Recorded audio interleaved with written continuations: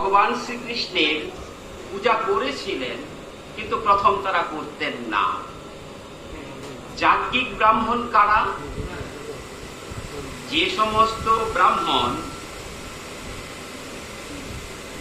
কথা ভাবছেন, এই জীবেরও এইটা তাৎপর্য হলো, এই আমরা যত জীব আছি, আমরা যে যাই করছি না কেন, আমাদের উচিত গোবিন্দের কথা ভাবা, গোবিন্দের যে পথ দেখিয়ে দিয়েছেন সেই পথে যাওয়ার। তো এবার এইভাবে তারা খেলা করছে, হঠাৎ শিশুগণ বলছেন যে আমাদের খিদে পেয়েছে। কানাইয়া এখন কি করি?